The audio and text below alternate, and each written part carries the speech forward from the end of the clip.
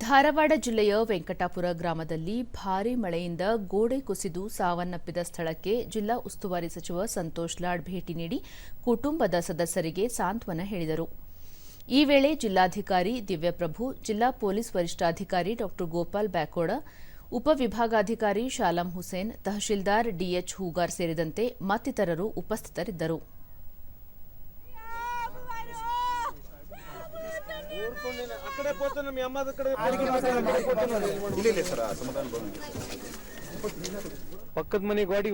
ಬಳಿಕ ಸಂತೋಷ್ ಲಾಡ್, ಗೋಡೆ ಕುಸಿದು ಮೃತಪಟ್ಟ ಕುಟುಂಬಕ್ಕೆ ಸರ್ಕಾರದ ವತಿಯಿಂದ 5 ಲಕ್ಷ ರೂಪಾಯಿ ಪರಿಹಾರ ವಿತರಿಸಲಾಗಿದೆ.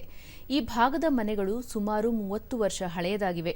ಹೀಗಾಗಿ ಇಲ್ಲಿನ ಜನರನ್ನು ಕಾಳಜಿ ಕೇಂದ್ರಗಳಿಗೆ ಸ್ಥಳಾಂತರಿಸಿ ಅಗತ್ಯ ಮೂಲ ಸೌಲಭ್ಯವನ್ನು ಒದಗಿಸಲಾಗಿದೆ. ಮಳೆಯಿಂದ ಮನೆ ಹಾನಿಗೆ ಒಳಗಾದ ಮನೆಗಳಿಗೆ ಮಾರ್ಗಸೂಚಿ ಅನ್ವಯ ಪರಿಹಾರ ನೀಡಲಾಗುವುದು ಎಂದು ಅವರು ತಿಳಿಸಿದರು. ಮನೆ ಬಿದ್ದಿದೆ, ಅವ್ರ ಸ್ವಂತ ಮನೆ ಬಿದ್ದಿರ್ತಕ್ಕಂಥ ಪಕ್ಕದ ಮನೆ ಅವನ ಮೇಲೆ ಬಿದ್ದಿದೆ. ಹಂಗಾಗಿ ಇದೊಂದು ವೆರಿ ಬ್ಯಾಡ್ ಆಕ್ಸಿಡೆಂಟ್ ಆಗಿದೆ. 5 ಲಕ್ಷ ಕೊಟ್ಟಾಗಿದೆ. ಎರಡನೇದು ಅಲ್ಲಿ ಏನು ಮನೆ ಬಿದ್ದಿದೆ ಮನೆನೂ ಕಟ್ಸ್ಕೊಡ್ತೀವಿ. ಈ ಭಾಗದಲ್ಲಿ ಇಲ್ಲಿರ್ತಕ್ಕಂಥ ಜನರು ಭಾಳ ಹಳೆ ಮನೆಗಳಿವು, ಸೊ ಶಿಥಿಲಗೊಂಡಿದ್ದಾವೆ. ಸೊ ಸ್ವಲ್ಪ ಲೀಕ್ ಇರೋದ್ರಿಂದ ಇಲ್ಲಿ ನಾವು ಅವರಿಗೆ ಗಂಜಿ ಕೇಂದ್ರ ಮಾಡಿ ಇಲ್ಲಿ ಊಟದ ವ್ಯವಸ್ಥೆ ಮಾಡ್ತೀವಿ. ಮಳೆ ನಿಂತಾದ್ಮೇಲೆ ಅವ್ರು ರಿಪೇರಿಗಳು ಮಾಡ್ಕೊಂಡು ಅವ್ರ ಮನೆಗಳ ಹೋಗ್ಬೋದು.